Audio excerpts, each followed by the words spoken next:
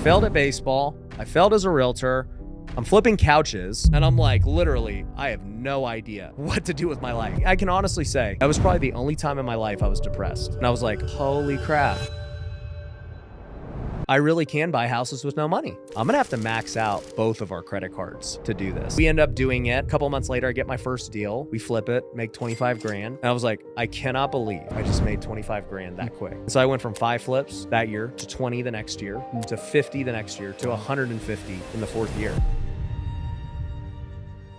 It was not flipping houses that was the smartest thing I did. It was social media. Even at 5,000 followers, I was able to get millions of dollars of lenders for my flips. No kidding. I was able to get deal flow for flip. Welcome to Lifetime Cash Flow Through Real Estate Investing. I'm Rod Khleif, and I am thrilled you're here. And I am super freaking excited to interview my friend today. I'm in his studio, actually, in Las Vegas. His name is Ryan Pineda, and you're welcome to the show, my friend. Hey, man. Happy to be here, man. Yeah, absolutely. We're going to have a lot of fun. I've really enjoyed the interview we just had on your show, and I'm very excited to interview you. So why don't you, give my listeners and viewers an idea of who you are if they don't know who you are.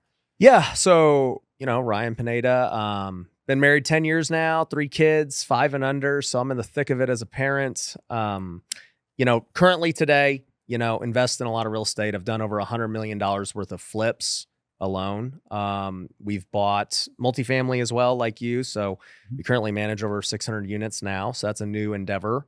We got a big education program. I have we throw big events, WealthCon, which you spoke at before. Right. But, before all that, I was a pro baseball player.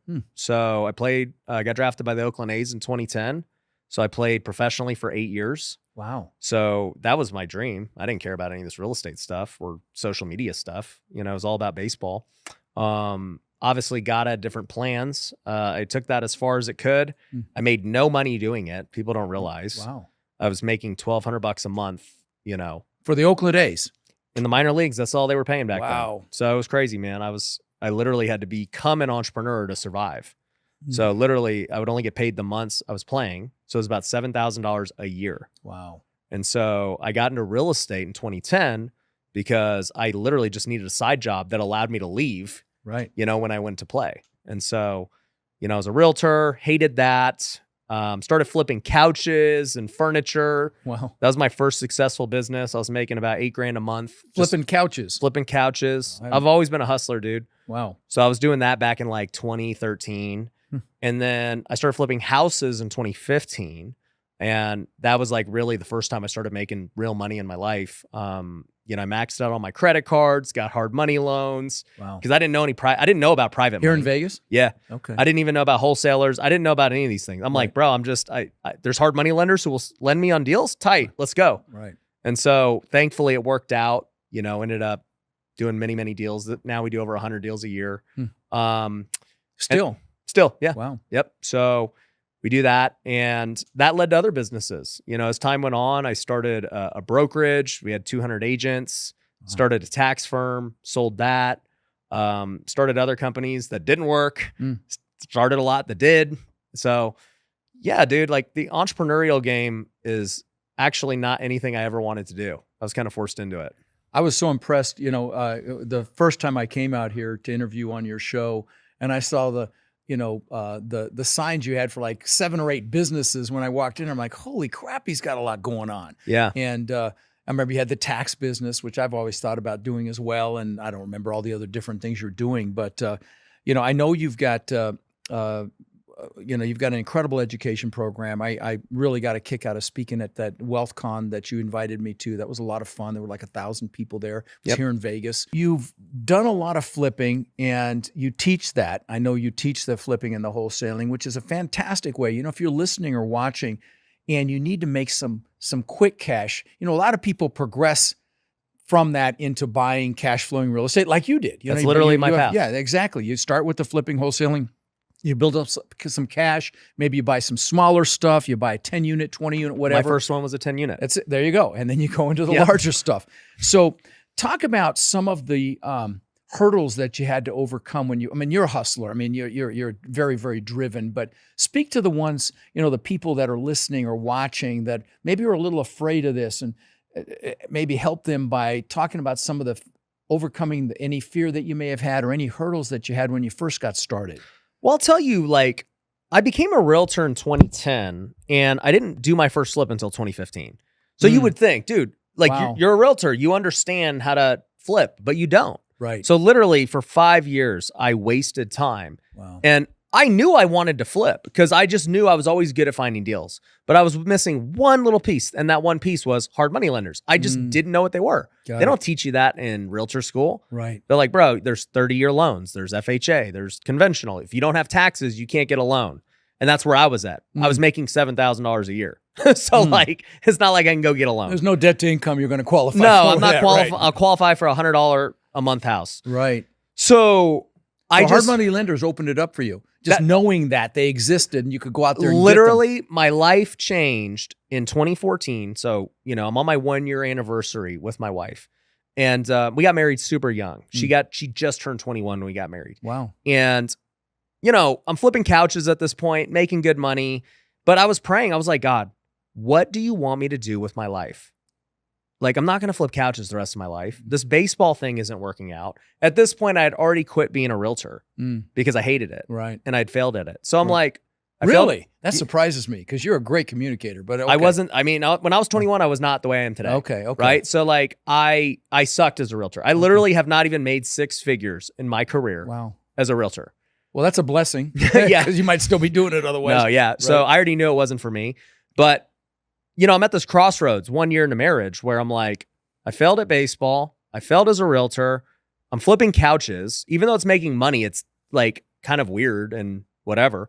And so I prayed. I was like, God, what should I do? And I know I'm meant for more. And I hear this whisper, and I've only heard a couple of times where like clearly God tell me to do something. And this was one of them. And he was like, real estate. And I was like, real estate? I already failed at that. Like, real estate sucks. And within 5 minutes, I see a TV commercial for this real estate seminar. And it's like, hey, learn to flip houses with no money and blah, blah, blah, right? And I was like, scam. Right. You know, that That's ain't the first thing you think, right? Yeah, this is 2014. You know, there's no Instagram. There's like, YouTube's not really this big, like information is not freely available. Right. Right. And, you know, I watch it. I'm like, scam. But like something within me was like, no, look into it. So I got on Google. I searched, can you flip houses with no money? I just never even thought to search that. And I come across this site called Bigger Pockets. And then I come across these forums and I start reading them. And then I see there's this book by this guy, Brandon Turner, that's, you know, how to buy houses with no and low money down. And I literally buy the book while I'm on the anniversary. I read it in a sitting. And I was like, holy crap.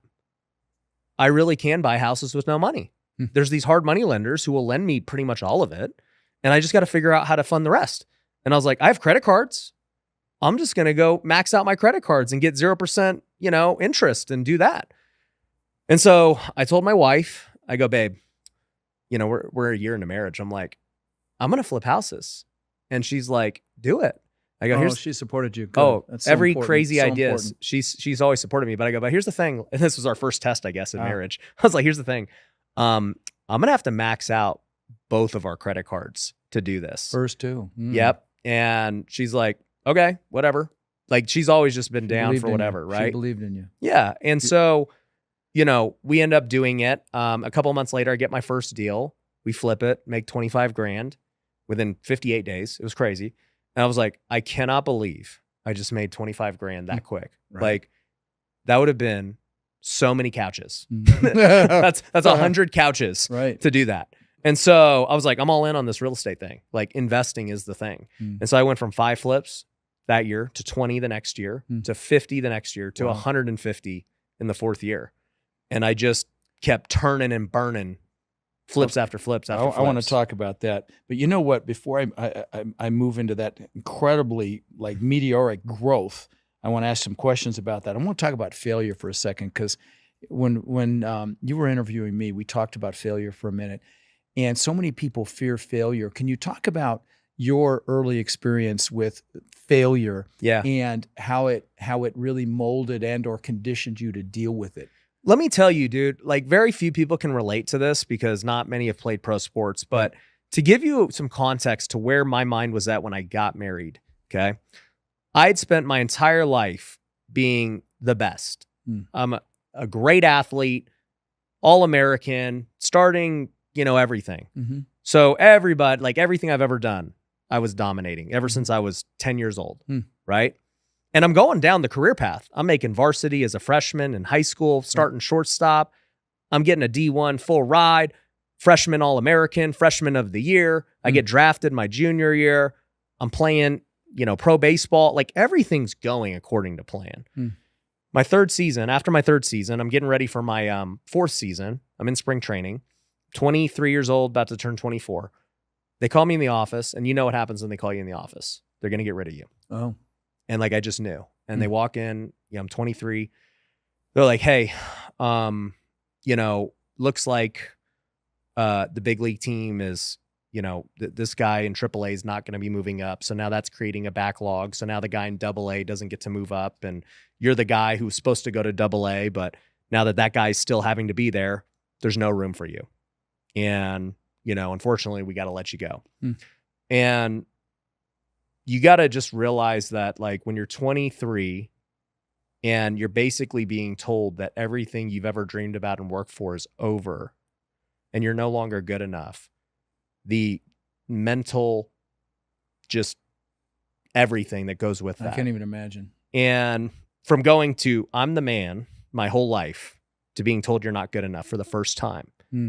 Most athletes don't know how to deal with it, and they just never recover. Some never recover. Most never recover. Right. And so I call, at my time, she's my fiance. I'm like, hey, like I just got released. Like, I'm coming home. I'm not going off to the season. And so I go home, and I can honestly say that was probably the only time in my life I was depressed. I've never been a depressed guy. I've always had faith. But at that point, I was really at a crossroads where I'm like, what the heck am I supposed to do? Because number one, I always assumed I'd get to the big leagues, and that's where I was going to make money and my life was going to be. Number two, I'm engaged and I'm about to get married in about 6 months. Like, we literally plan to get married after the season. So now I'm like, am I even going to keep playing baseball? What's the deal here? And then three, the even scarier realization set in of like, what am I going to do to make money? Because up to this point, I hadn't started flipping couches yet. I'd failed as a realtor. Baseball was now, in my mind, over. And I'm like, literally, I have no idea what to do with my life. Right. Wow. And, I pitied myself for about a week, literally like just moping.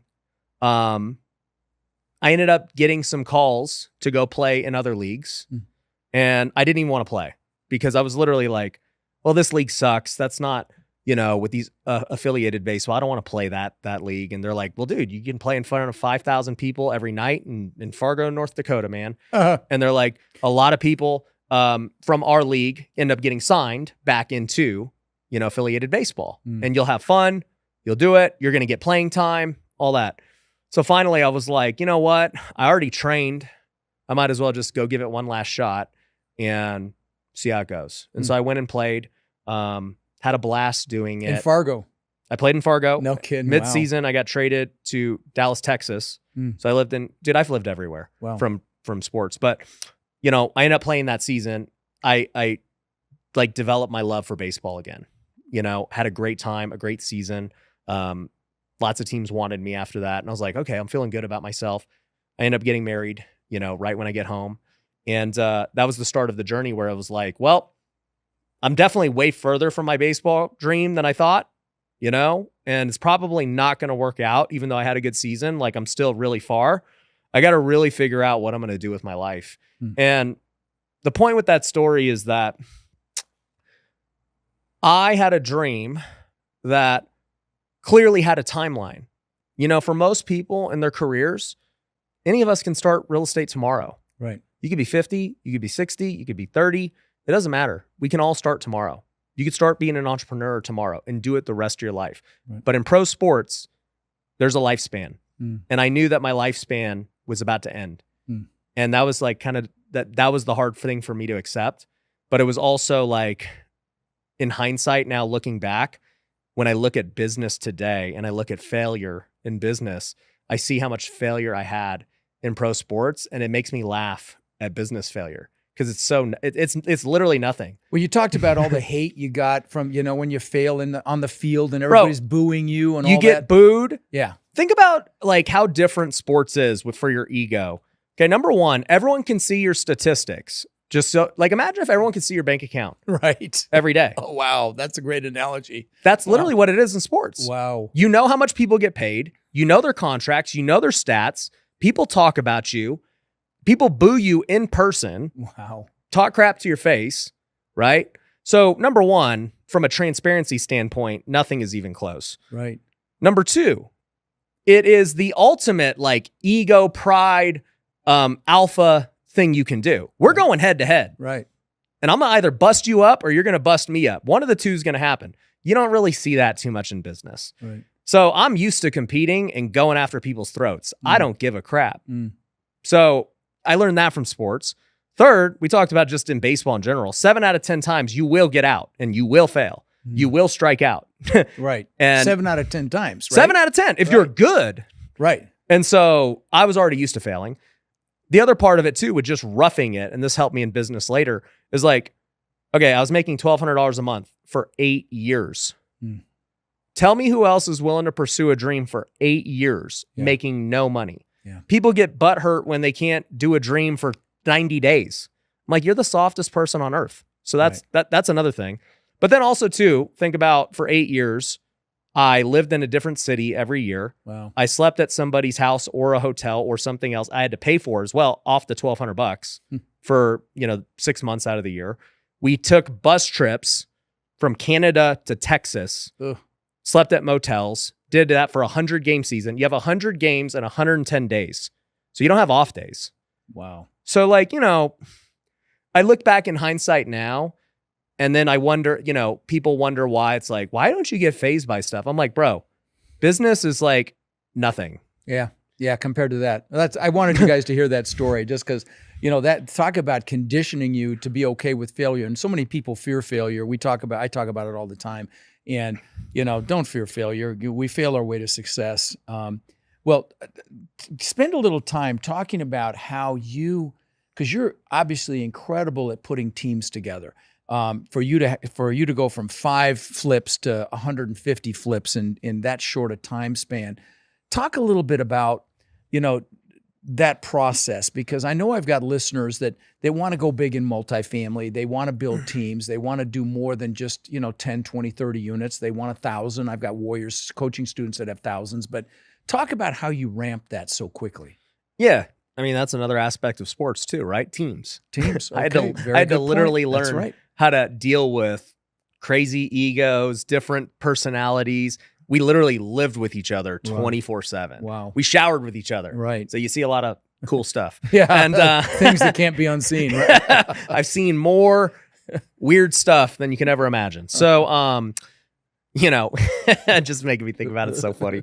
But, I could deal with anything. That's why I love it. But building teams is very much like sports. You got to have culture. You got to have standards. You've got to have rules. You've got to have KPIs and metrics and accountability and all those things. And I think a lot of it came natural to me from being in that environment my whole life. And so when I first started hiring people, I was winging it, dude. Right. Like, I'm like, I don't know. Like, you want to call for me? Cool. You're hired.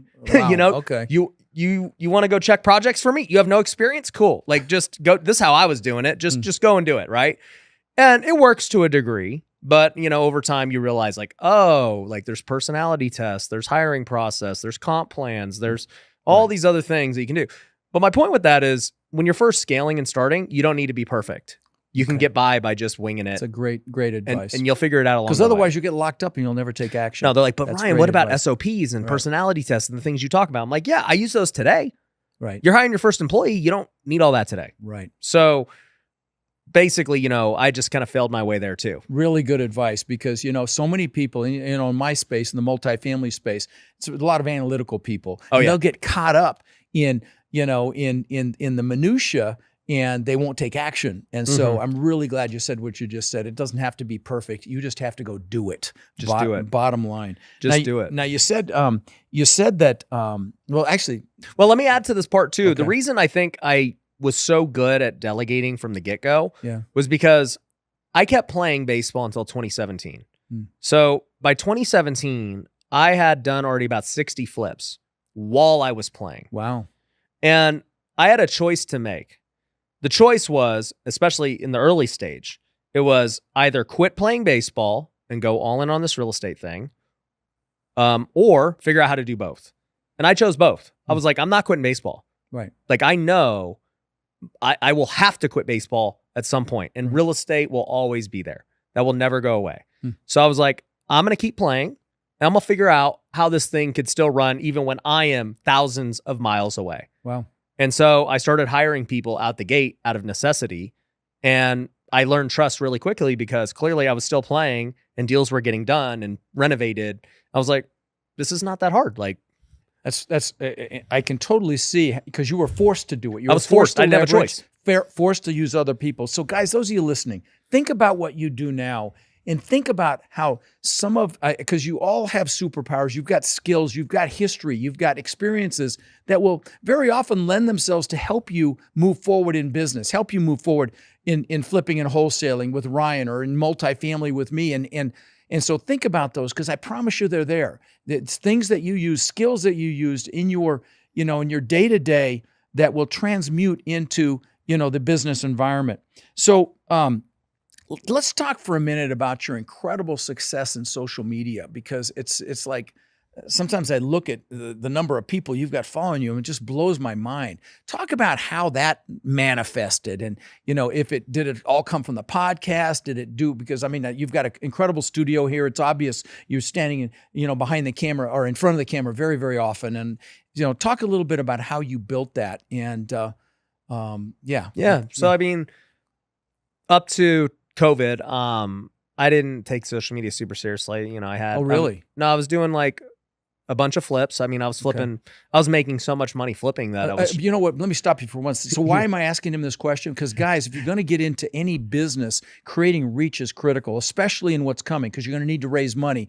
Especially if you're doing multifamily, you need to raise money, and social media is the easiest and fastest way to create that reach. So, don't tune out because you're thinking, what's the value of this? Okay, 100%. Sorry. Yeah. Social media, by the way, it was not flipping houses that was the smartest thing I did. It was social media. Right. So for anyone listening, trust me, like it's a foundational piece. But yeah, I mean, up until COVID, I had like 5,000 followers. I would just randomly post about what I was doing locally here in Vegas. I literally just used it to get deals and lenders. Wow. Even at 5,000 followers, I was able to get millions of dollars of lenders for my flips. No kidding. I was able to get deal flow for flips. And I was a believer in social media. I just wasn't like a believer in going all in and going crazy. Was this Facebook at the time? Literally Facebook and Instagram. Facebook. That was all I had. Okay. So then COVID hit, and I literally had 50 houses, just in some form. They were either, I bought them and we're fixing them up. They're on the market. They're in escrow, whatever the case was. And I don't know how much debt that was, but it was probably like 15-ish million, 20 million, something like that. Right. And so they're talking about everything crashing and all this stuff. And I'm like, dang, dude, like, am I about to just lose all these? Like, I don't know. Right. And so this was the second time I ever heard from God in like a clear way. And I prayed again. Every time I'm in turmoil, the beauty of being a believer is that it's not just you. Right. So I've been a Christian, like, ever since I was young, man. I grew up in the church, and faith has always been integral in everything I've done. And so I was like, God, what do I do? Do I try to just sell off these houses, and like, is it going to be bad? Is it like, I don't know. And, but I'm at a crossroads here because I literally can't do anything. They're not letting us out the house. Right. Like they closed certain businesses. You can't even like get supplies. You can't like even do a transaction in some cases. So I'm like, what can I actually do right now? Cause I'm always just moving. Right. And for some reason, like when God speaks, sometimes it's like you just see it or hear it. Other times it's through other people. And in this case, it was through other people. At that point, I started having people tell me, you should do YouTube. And so first person just texted me out of the blue. They're like, Ryan, have you thought about doing YouTube? And I was like, no, who watches YouTube? Then I had somebody DM me on Instagram like, Ryan, dude, your content would be really good on YouTube. And I'm like, I'm a guy who's very observant. I'm like, so you had to hear it a couple times. Yeah. And I'm like, huh. Like nobody has told me that like anytime, like this is weird that this, and then it happened a third time. And I was like, I understand, God, what you were telling me. Okay. So I said, hey, show me like, so then I made a post on Instagram. I go, hey, who are the YouTubers you guys watch? Like, what do you even like? And so people started putting, and I started getting a lot of the same answers. They're like, hey, we like this guy, Graham Stephan. We like this guy, Meet Kevin, and everything else. And I'm like, okay, like, let's see what these guys are doing. And so I start watching YouTube because I never did before. I literally did not watch YouTube. My wife is a YouTube. She loves YouTube, but she likes watching like family vlogs and stuff. Sure. She's been watching YouTube for like ever since we were married. And I always made fun of her because I'm like, why do you do this? And she's like, you should do it. Like she always told me that. Oh, wow. But I never listened. So she was always right. But I started watching their videos, and Graham and Kevin are talking about real estate. And I'm like, dude, like, what are they doing? Well, they weren't really doing anything. They, you know, Graham had a couple of rentals and Kevin had a few rentals, and they're both agents. And like, I'm like, wait, but so why do you guys listen to them for real estate? They're not even like, this ain't even their thing. They're YouTubers. And they're like, what? But their content's good. I was like, are there really no like YouTubers who are actually full-time in the business and YouTube's more of like the side thing? Right. And they're like, no. I was like, okay. I mean, Blue Ocean. Yeah, I was like, if this is really it, then okay, I'll do it. Wow. And what made me really do it though, and all those guys are my friends. So that's now. where you took off was YouTube. I didn't know that. YouTube and TikTok. So I'll talk about how that happened. But like, you know, they're both my friends now. Graham and I have actually raised a fund together and bought real estate since then. Kevin's speaking at the next WealthCon. Okay. So they won't be mad that I say this, but I was like, dude, okay, these guys really aren't doing anything in terms of the real estate side. But then they both made videos about how much they were making as YouTubers. And I was like, dude, what do they make as YouTubers? I don't even know. Graham and him both had similar results. They were like, yeah, we're making like 200 to 300K a month from YouTube. Holy crap.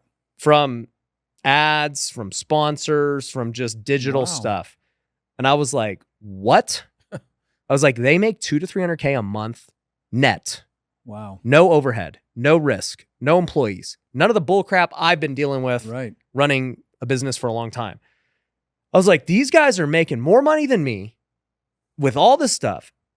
And people are being haters of them. I was a hater. And I was like, I'm the idiot.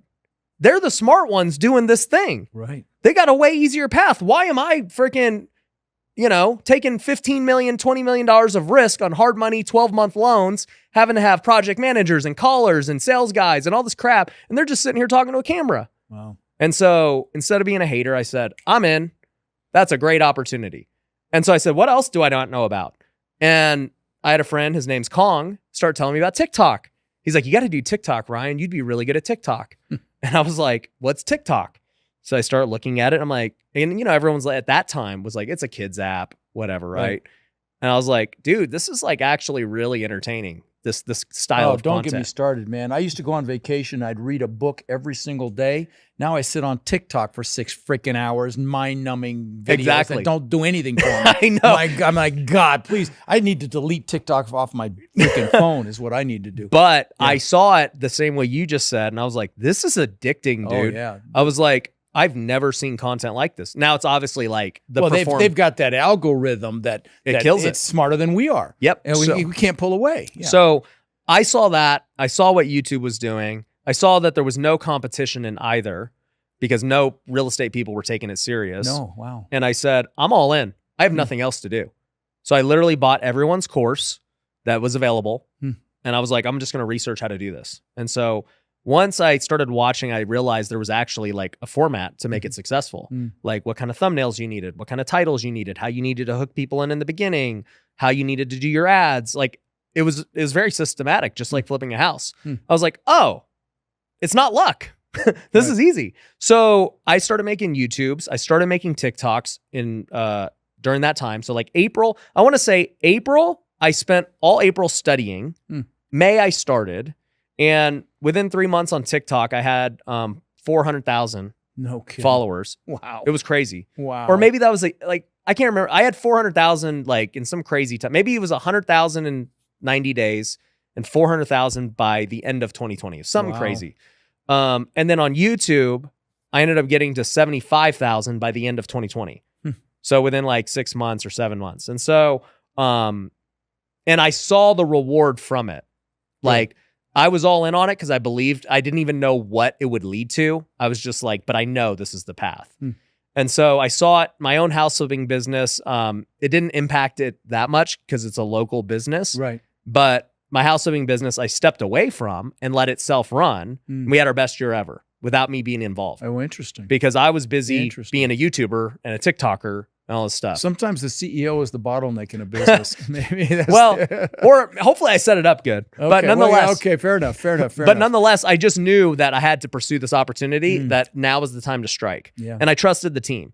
So anyways, we, I started doing my coaching. That was the first year I coached. Oh. And, we went from like basically nothing to building a coaching program, and we did $700K the first year. I did not know anything about funnels or digital marketing. Right. We had no like employees. It was just like, oh wow, that was like crazy. Yeah. There's no big events. There was nothing.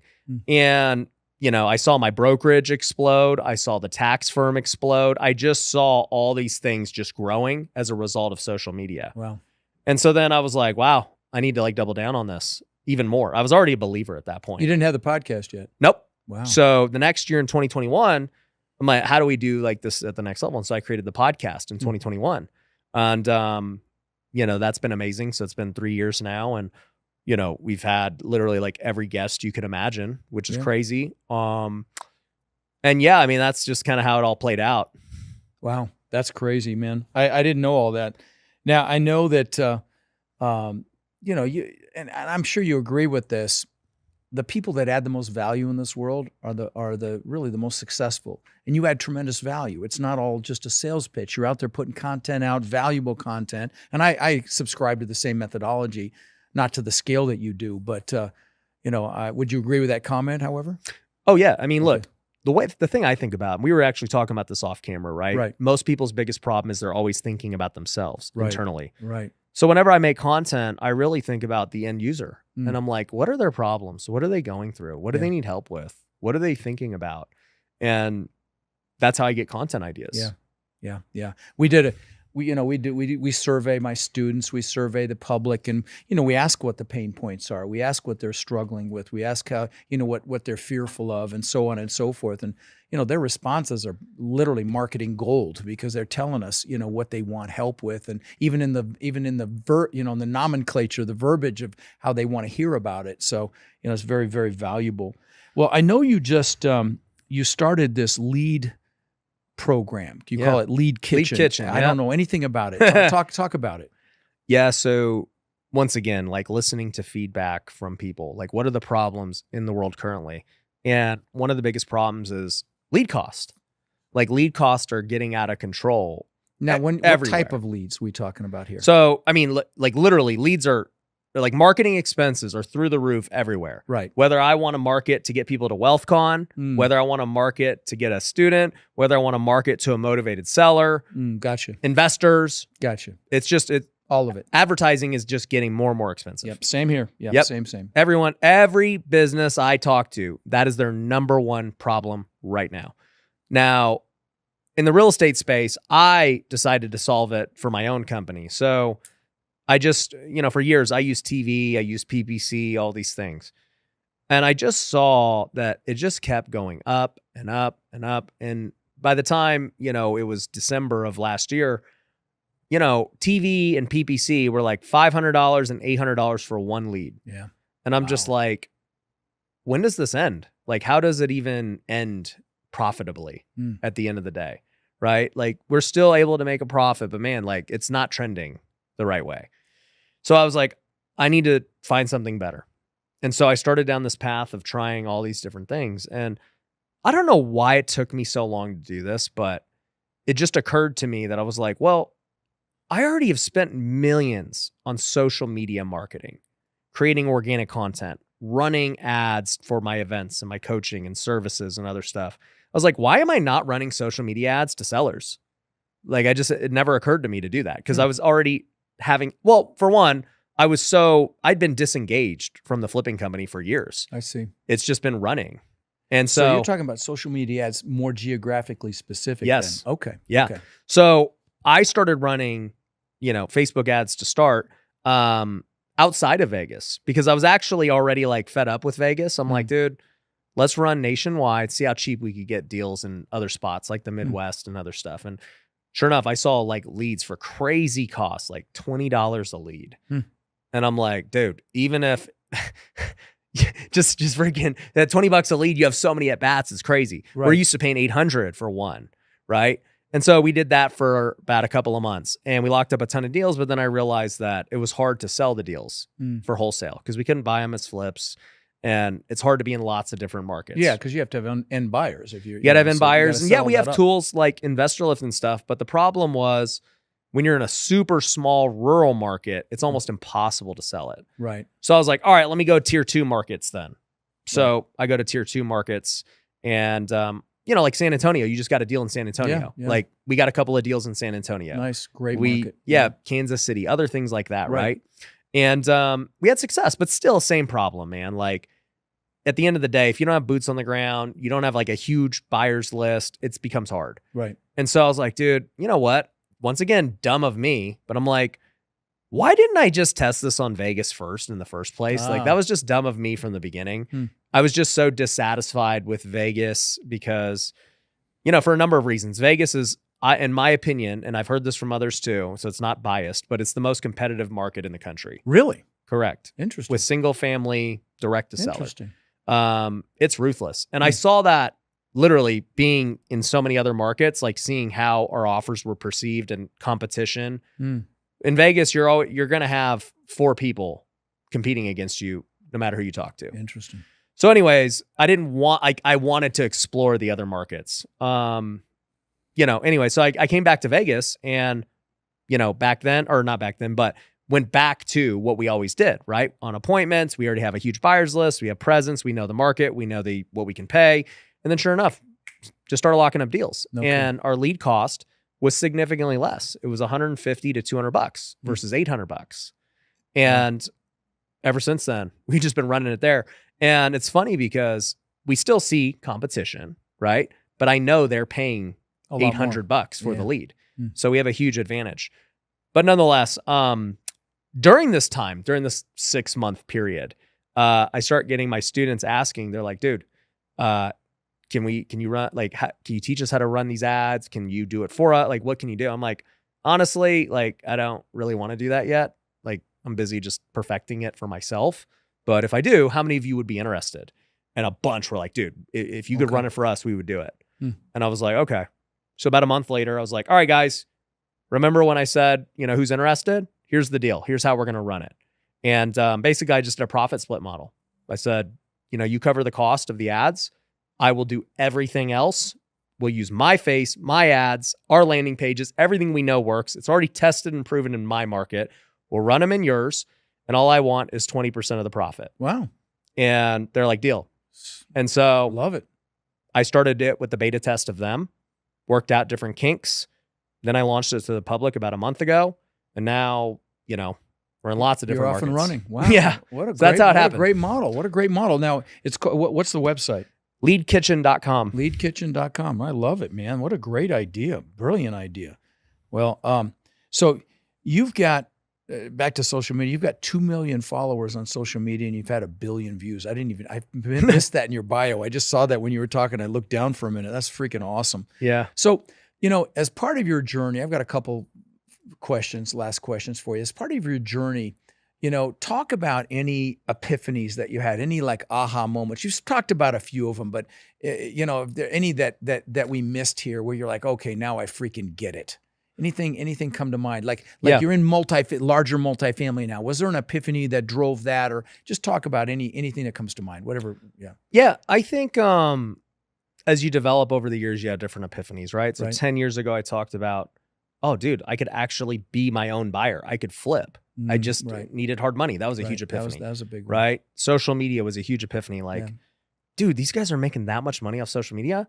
Like, I'm more talented than them. Let's go. Have you monetized the social media thing as well? Do you get money from YouTube and from? I mean, we do, but it's just like, I don't even, It doesn't matter. it's so small compared to what it produces for the businesses. Gotcha. So I treat my social media very different than how they would. Okay. Right. Where they're true, like, let's just call it influencers. They make money off ads and sponsors. I don't take any sponsors. I'm go to my business. Gotcha. That's it. Got it. Yeah, same here. So, social media was one. I would say a recent one was, dude, and this is something from interviewing so many guests, and this is why I love the podcast. I'm sure you do too, is like, you talk to so many smart people. Mm-hmm. So I've had a lot of smart people over the years, but one actually was an epiphany, and sometimes it takes hearing it multiple times. But I had Neil Patel on my show about over a year ago. And Neil, I mean, dude's not even 40 yet, but he may or may not be a billionaire. Really? And he manages ad spend and marketing for the biggest companies in the world. So like Apple, Microsoft, that kind of stuff, right?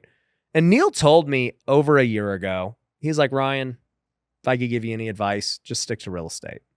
And I'm like, but Neil, I like this and I like that and this and that, right? Because in reality, I'm still a new entrepreneur.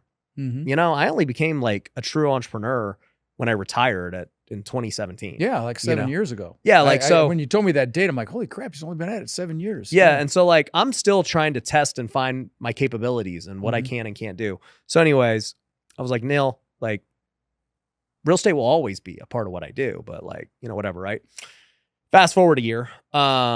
He's at WealthCon, my last one, speaks. We do another podcast update. And once again, now I have new perspective a year later.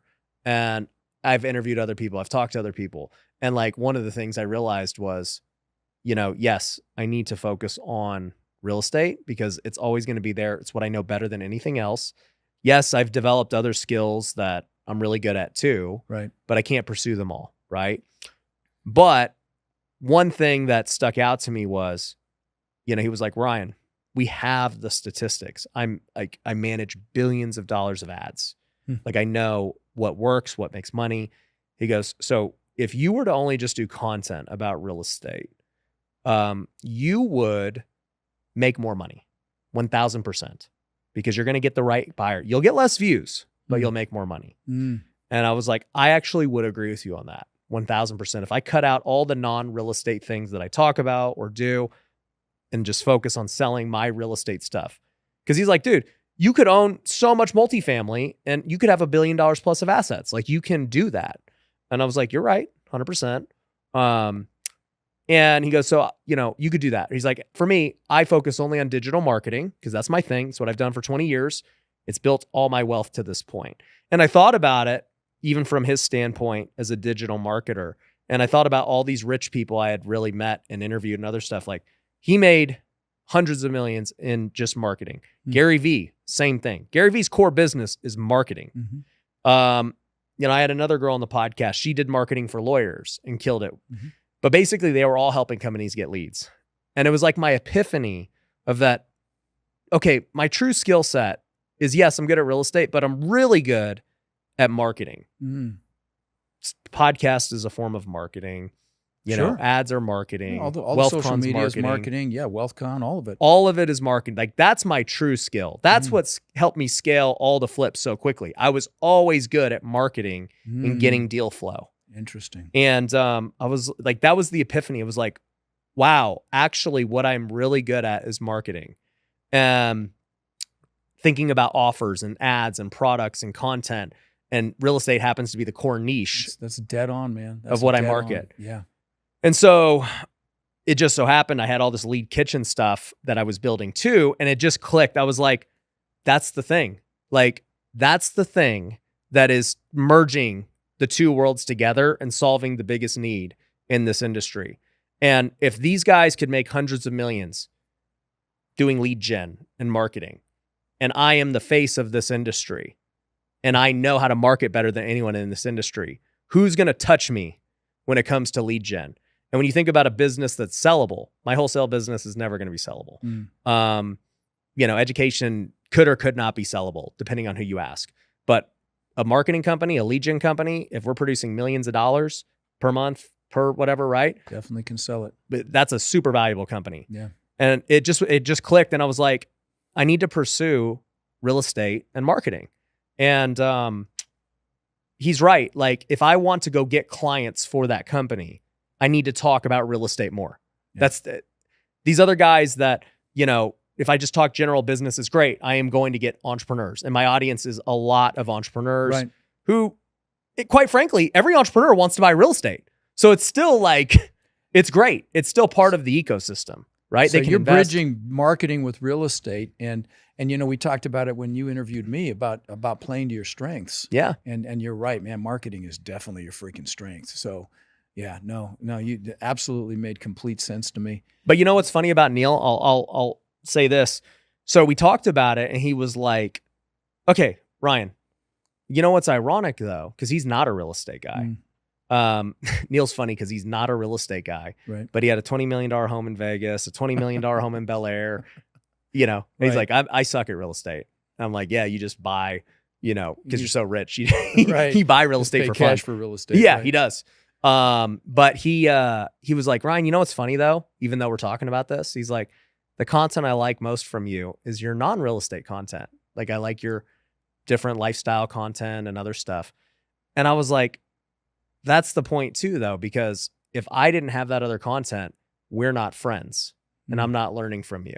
I don't know Ed Milet. I don't know all these guys that are now my friends because they're not real estate guys, right? Real estate guys mainly only know real estate guys.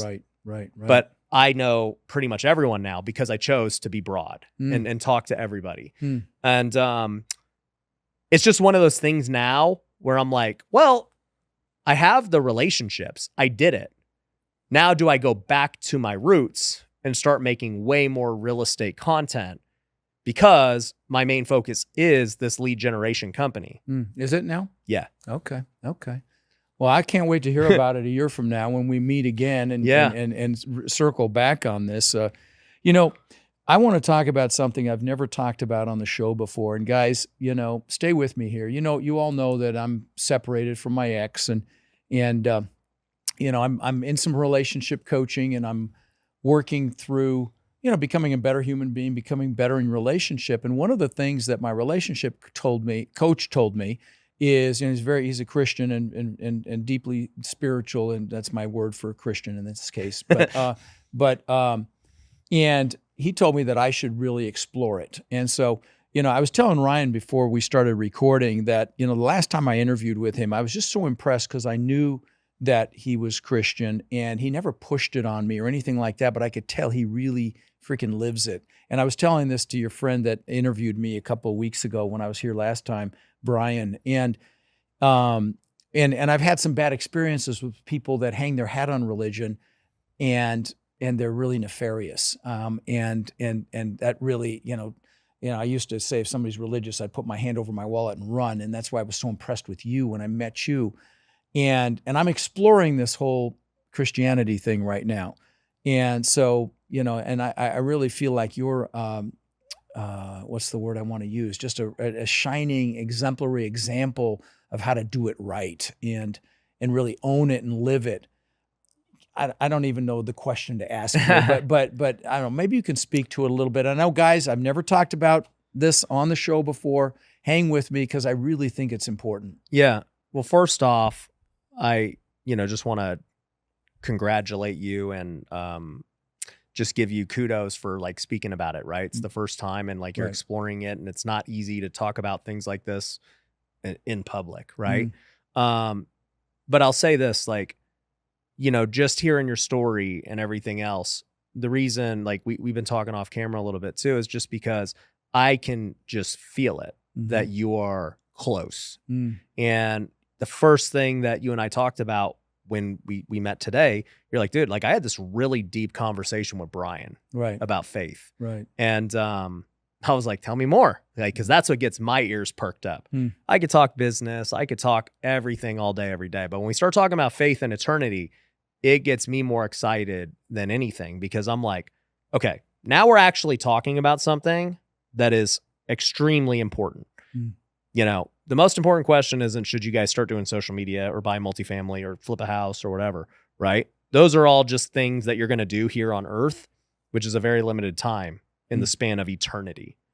And so I get excited about talking about eternity because, in my opinion, it is the most important question that people need to think about, and they don't.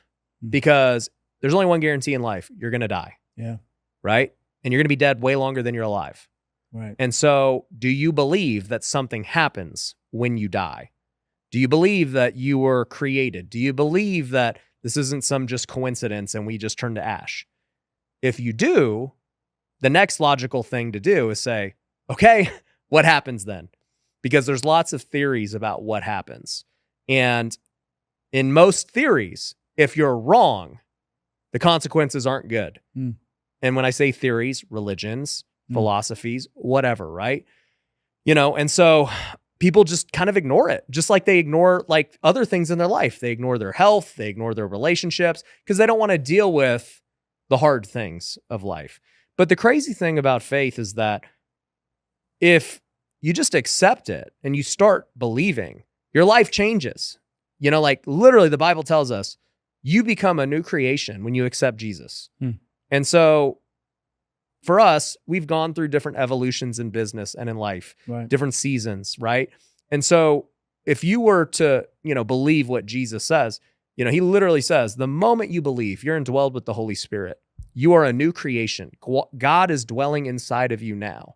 And the way you used to act, the way you used to see the world, the desires that you used to have, they go away. You're a new creation. You are going to start down this path of something completely different. And I always try to explain this to business guys in business terms, even though they're completely like not even close, but it helps them understand. And I'm just like, look, remember that time, for me in my story that I learned about hard money. It was like the greatest revelation ever. For 5 years, I was just wandering in real estate thinking it sucked, thinking it was terrible, thinking that, oh, well, yeah, that works for them because they got money. They already got it figured out. Right. And then in reality, it was like, no, dude, just literally call a hard money lender, you idiot. You could have been doing this for 5 years. Wow. And that's literally what faith is. You've heard about Jesus. Other people listening to this have heard about Jesus. Maybe you haven't, right? But in most cases, people have heard about him, right? But they don't really know about him. Right. They don't know what's possible. They don't know that, dude, all the anxiety, the stress, the depression, all those feelings, they go away. Like the Bible constantly tells us, do not be anxious about anything, Like for anyone listening, go read Matthew 6. It's probably my favorite chapter in the Bible, but it just talks about, man, don't be anxious about tomorrow. Why are you worried about tomorrow? Look at the birds of the air. They don't worry. God always provides for the birds. He has forever. They don't worry, yet we worry. We worry about what's to come all the time. And, at the end of the day, I just think that if I had this irrefusable offer where, on stage at a business event, and I was like, hey guys, I'm literally going to give you all my coaching for free. I'm going to work with you one-on-one. I'm going to be with you all the time. We're going to get through any problem that you have for the rest of your life. And then after you're dead, it's going to get even better. And here's the best part. It actually doesn't even cost you anything. It's literally free. Well, it would go one of two ways. One, people would believe it and take it. Or two, people would say there's no way that's true. It's a scam. And they would walk away. Those are the two responses to that offer, right? And that's what happens in faith right now. I could tell you that, dude, if you just believe, your life is going to be completely transformed. Your place in heaven is secured for eternity. It's going to be amazing. And God's going to be with you from this point forward, and your life is going to be completely different. Your marriage can be restored. All of those things can be restored. And you could believe it. And then you'll have to see what happens, with the belief. Or you could say, that's too good to be true. There's no way. And then, you walk away. And that's literally the choice that everyone makes. It's when Brian was interviewing me on his show, he talked about an experience he had with you where he was really anxiety ridden and so on and so forth. And you just said, hey, let's just pray. And you prayed with him and he said it was all gone. And I was just so astounded by that, hearing it from someone else. And I knew, that you were very devout, but you didn't like push it or anything. The first time we interviewed, I don't know, it just came up in passing. And I was so impressed with that. And So, that's why I gave you a shout out before we even started recording, because I was so impressed with the fact that you're real, that you really believe, you're not hypocritical about it, because that's been my mindset just based on the experience. Well, and I appreciate that. And Yeah. let me tell you two parts about like hypocrisy and like even Brian's situation. So number one, with hypocrisy, people are so scared to accept faith and forgiveness, because that's the first step of this, like, right? Number one, acknowledging that, dude, I'm a sinner, man. Like, I have screwed up so many times in my life. I do not deserve God's love. I do not deserve to go to heaven. Right. I've screwed up a lot. I've lost money. I've lost people money. I've screwed people. I have been a bad husband. I've been a bad dad. I've been the best boss. There's many times I've screwed up, right? I've got lust in my heart. Right. Dude, it's hard. Being a human is hard. And yet God still forgives me despite that. And when you have that just like belief that you're like, wow, God loves me so much that he's willing to forgive me for those issues. That's unbelievable. Yeah. And most people have a problem accepting that because they don't believe that they can be saved from what they've done. And people have done way worse things than me, right? And yet God still saves them. And by the way, people in that Bible, there's a Bible right next to you. People in that Bible, the heroes of the faith, have done terrible things, murdered people, adultery, all these things, and yet God still redeems them because they have true repentance and forgiveness and faith. And so I think on the hypocrisy side, sometimes people have a hard time accepting Jesus because of their past. Right. And I'm like, dude, I don't care that you've been in prison. I don't care that you've been a drug addict. I don't care that you're an alcoholic. I don't care that you lost your kids, cheated on your wife. It does not matter. God can forgive anything. So that's one thing. The second side of it is, and this is why I have my nonprofit. It's called Wealthy Kingdom. So we have Bible studies nationwide. And the reason I have this is because rich people, Jesus literally says, rich people are the hardest people to get into heaven. That's in the Bible. Really? You might have heard the saying, like, it's harder for a rich person to get into heaven than it is for the camel to go through the eye of the needle. Wow. That's from the Bible. The reason Jesus says that is because, think about it. If I'm rich, you're rich. We've had so much success in business and life in the world. We've had the cars, the money, the houses, whatever, right? You don't think anything's wrong. You're like, that's very interesting. You're like, bro, who are you to tell me that I'm not living the right way? Right. You know, especially if it's coming from a pastor or somebody who's broke, but saved, right? And they're like, bro, like, you don't even know what you're doing wrong. You don't even know what you're missing. Right. And you're like, who are you to tell me I'm wrong? Right. And Jesus knew that. There's countless examples in the Bible of rich people denying the gift because they're just like, bro, like, this is my life. Like, it's great. And then there are countless examples of rich people who do give their life to Christ and they become more generous. They become even bigger and great. And, but the point was, Jesus was like, the rich person has a harder time than the poor person. The poor person has nothing to lose by accepting Jesus. That makes complete sense. So, with Brian, he's a classic example of that, where on paper, his life was amazing. He's a millionaire before 30 years old, great wife, family, status, following, all these things on paper. But, you know, having been with him since 2018, I knew what he was missing. And I knew for all these years that, like, it was never going to get solved until he finally came to terms with that. So he always struggled with anxiety. He always struggled with fear. Even though he's a guy taking action and doing deals and stuff, he still has fear, whether you see it or not, right? And finally, you know, I don't know how transparent everything else was, but, you know, he's finally and it takes a low point in life, which you had to go through, and him too. And finally, that's when they're open, when they finally reach that low point.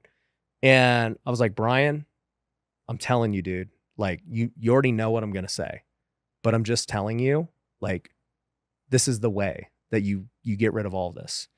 And he's like, I'm open to it now. And I'm like, okay, we're going to pray for you.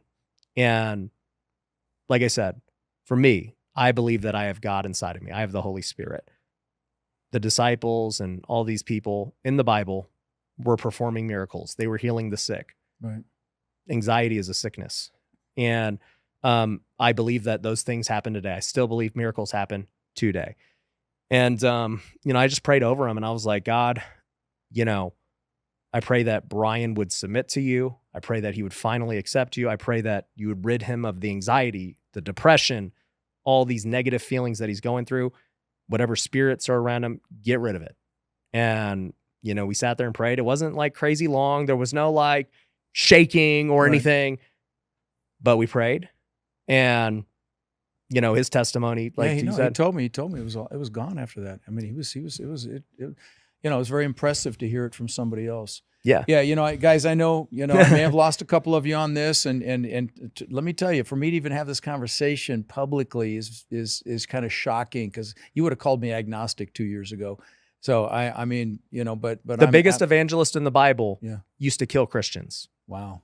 Okay. Wow. His name's Paul. Wow. He wrote half the New Testament. No kidding. And so he had the same thing. Yeah. A day before he got saved, he was literally killing Christians, and Jesus came to him. Wow. And then he became the biggest evangelist for the faith. And imagine all the crap he had to go through of like, isn't that the guy who was just killing us? Right. Why are we listening to that guy? And it's like, bro, you can be transformed in an instant. Would you mind if I pray for you and everyone viewing? Not at all. Okay. So I'm going to pray for everybody. And so for anyone listening, whether, this is going to be for Rod and all the listeners, but, I just think that if you haven't accepted Jesus yet, your life can be transformed. And no matter what you're going through, it does not matter. So I'll pray for us. So Father God, thank you so much for this podcast. Thank you for, just everything that you have done to this point, especially with Rod and I's relationship, God. Thank you for using Brian as a testimony too. I didn't even know that they were talking and that, they had this conversation, God, but we know that everything, it does not happen out of coincidence. Nothing is coincidence. In fact, you already knew how things were going to play out way before any of this happened, God. And so I just pray that, whatever's going on in Rod's life, I pray that first off, his relationship with his ex can be restored, God. We know that you are a healer and that you can do anything. And so I pray that his marriage would be restored. I pray that you would do a work inside of him, that he would just seek you with a hunger, and that he would just accept you as his Lord and Savior, God. And that, whatever is holding him back from submitting, that he would just give it all up to you, that he would submit that, whether it's regrets or anything else, that we know you would forgive him for that, and that it would be no longer in his life. It would not hold him back, any anxiety, fears, or anything else, God. So I pray for those. And I pray for just all the viewers and listeners today, that if they're in a similar boat, if they've got some kind of past, some mistakes, some fears, if they don't know who you are yet, God, I pray that they would pray this prayer with me, that they would just, say, Father, I know that I'm a sinner. I know that there's nothing I can do to atone for those sins, but that I accept that your son came here as Lord, and he died for my sins. He was the atonement.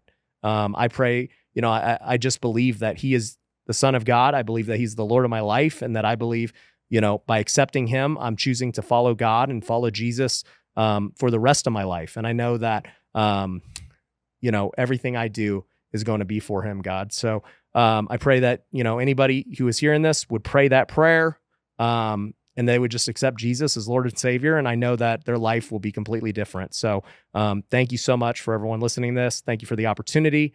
And thank you for Rod for being just so bold and vulnerable to allow all of this to happen. It's in Jesus' name I pray. Amen. Amen. Thank you for that, man. Thank you for that. That was beautiful. Well, we can't go any further than that. So I really appreciate you coming on my show, my friend. I appreciate your love and what you just did. And yeah, that's it. I got nothing else. I got nothing else. Amen. Thanks, brother. Amen. Yep. All right. Appreciate you. Likewise. So one other quick thing. We encounter so many people that are frankly frustrated. They're looking in the mirror and they're frustrated that they haven't been able to escape the rat race. They haven't been able to build cash flow to the point where they're able to have financial and time freedom with their families. And maybe they see other people buying real estate and creating, incredible cash flow, and they think, well, it's just scary. Buying apartments is intimidating. And I get it. See, that's why we created our Warrior Mentorship program. They're our coaching students, and they've had extraordinary results. My students, I've been teaching about 5 years, and they own upwards of 140,000 units now that we know of, right? And we feel like it's just getting going. Now, we're looking to grow this group and really take it to the next level. And honestly believe that the greatest transfer of wealth could be upon us right now with this current economic environment. Everything's going on sale. So we're looking for people who want to follow a proven framework, really like a blueprint or a map, literally step by step. And then they're able to leverage our systems and our incredible network to raise money and equity, to find deals and close those deals and build partnerships, really nationwide. So if you're interested in finding out more about how you can become more in our incredible network and take advantage of the unbelievable opportunities that are upon us, you can apply to my Warrior Mentorship program by texting the word CRUSH to 72345, or you can go to mentorwithrod.com. And what we'll do is we'll set up a call so you can check us out and we can check you out and see if it's a fit. Now, again, you can go to mentorwithrod.com or text the word CRUSH to 72345 to apply, and we will speak soon.